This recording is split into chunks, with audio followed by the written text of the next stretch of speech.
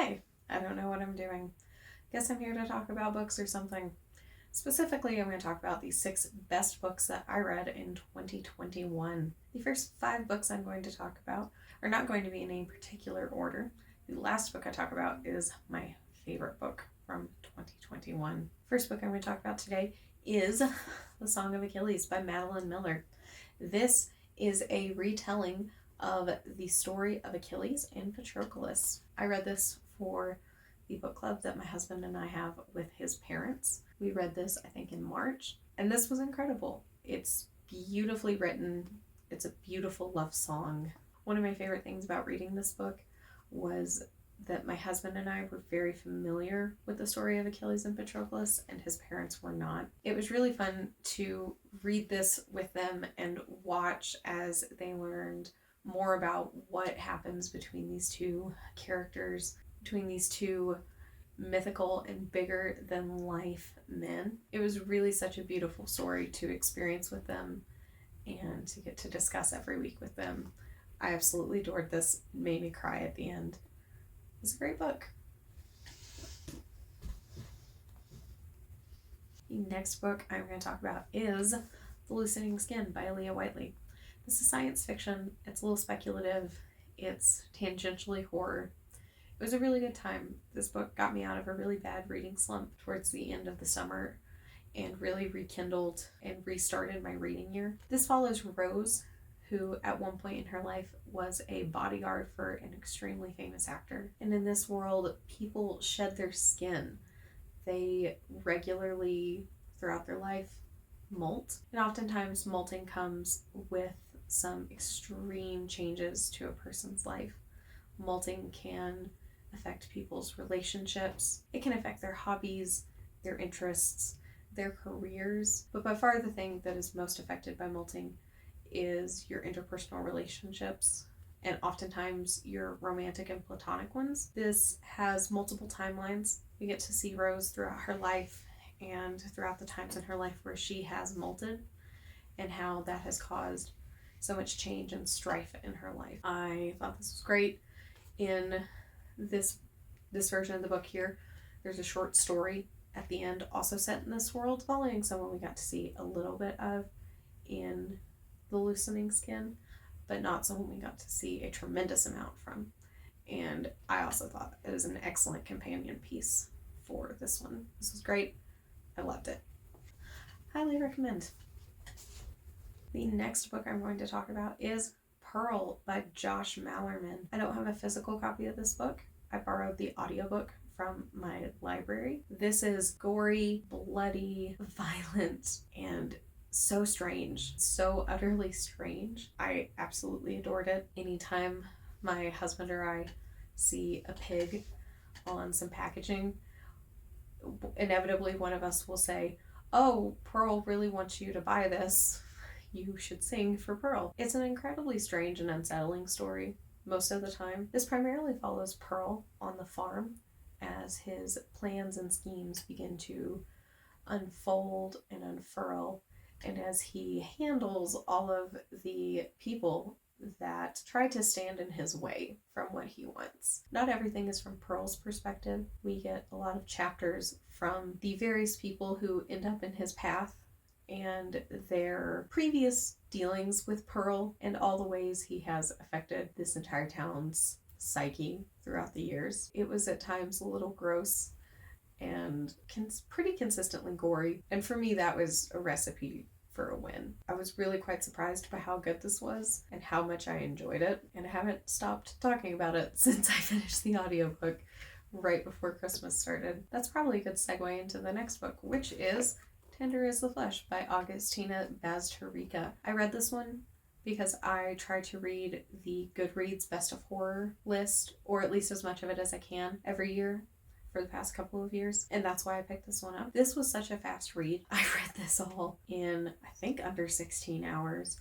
It's really short, but it also reads really quickly. This was vile at times, gory, bloody, strange. And that's apparently that's what I need in my life all the time, is I need something deeply unsettling, deeply weird, and unapologetically brutal. The ending of this book reminded me of whenever I was a teenager and read Brave New World for the first time. And it was probably the first time in my life that I had read a book where there was a decidedly not happy, all packed up ending. I'm not saying that's what the ending of this book is, but it gave me very similar feelings. There were so many points in time while reading this book where I had to stop it down and just kind of stare off into the distance for a second and be like, wow, I really need to process that utterly repulsive thing I just read. This is a dystopian novel about a world in which animals have been infected by a virus that renders them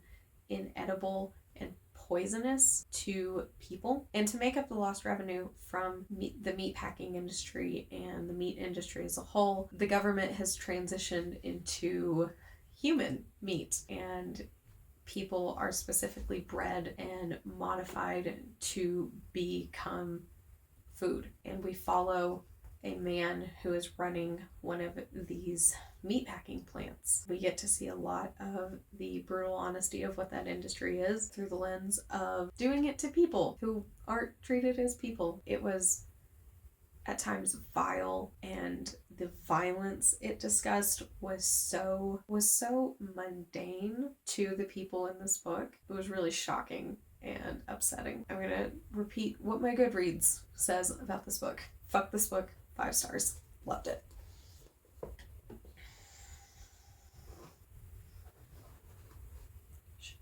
Okay, for fuck's sake.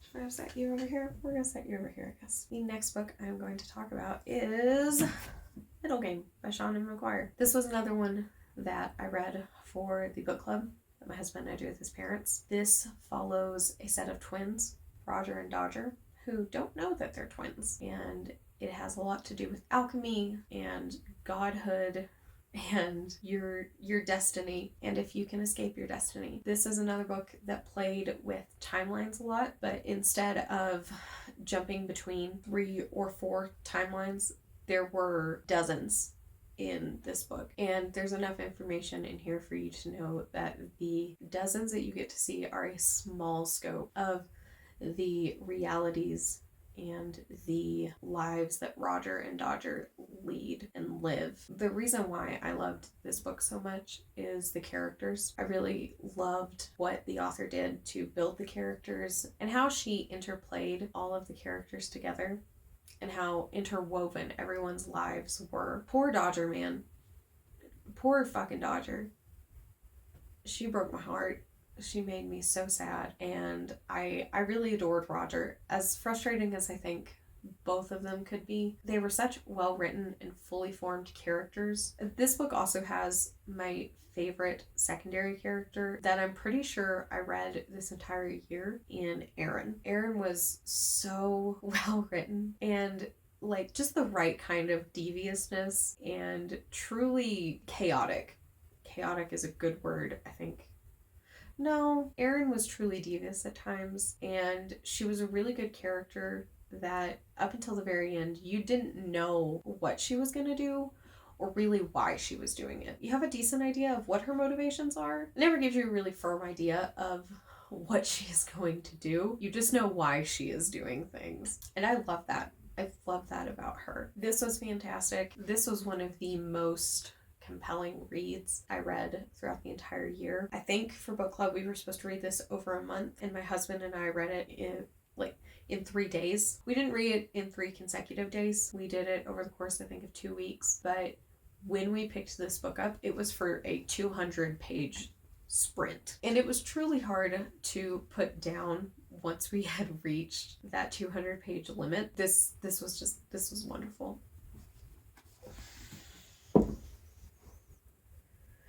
I'm not sure if you can see that. The last book that I am going to talk about, my absolute favorite fucking book from 2021, was Perdido Street Station by China Mieville. I will not shut up about this book. If you talk to me about books, I will find a way to bring it back to Perdido Street Station and to talk about the characters and the city of Boslog and the world that China Mieville created. This book quickly became one of my all-time favorites. It hollowed out a place in my heart and my mind and in my feelings, and it nestled itself in there so fully, and it brings me such warmth to think about and to think on. It's not oftentimes I read a book that sticks with me so fully and completely like this one did. I think about the characters. I think about Isaac, Lynn, Lem, Yag, and Durkhan all the time. I think about the city, this beautiful, dark world that China Miego created all the time. This is an urban fantasy that is set in the city of Boslog, and we are following primarily Isaac, who is a scientist. And this is a world where science and magic are interwoven and are studied as the same thing. They are indiscernible from one another, and Isaac is I believe, a biothaumaturge, but I might be a little bit wrong on that. I know he's a thaumaturge, and we get to watch Isaac as he is given a new challenge by Yag, who is a Garuda, and a Garuda is a bird person. We get to watch Isaac's relationship with Lynn, who's a Kefri. It's really hard for me to talk about this book, spoiler free, because it does just live in my feelings so deeply, and the characters live in my feelings so fully that I almost can't talk about them as they are at the beginning of the story without immediately moving to who and what they are at the end. It's a beautifully written book. It was an outstanding read, and this will be the one book that if you stumble across this video, I am going to just implore you to pick up and to read. It was a challenging book, and it was a book that I really took my time to read, and I'm very grateful that I did. It took me 2 months to complete this book. It was the second book I picked up this year, but I didn't finish it until the end of February. And when I finished it, I sat it down. I took a deep breath, exhaled, and then I wept for 20 minutes. This book broke me, and it really stuck with me and has stuck with me, and I think about it all the time. Like I said earlier, I think about the characters just so often and so fondly, and I laugh about things that were in this book. I feel like I'm rambling at this point, so I'll cut it off now. Those are my 6 favorite books from the year 2021. And if you get nothing else from this video, read Perdido Street Station. Damn it. Okay. That's it. Don't watch this.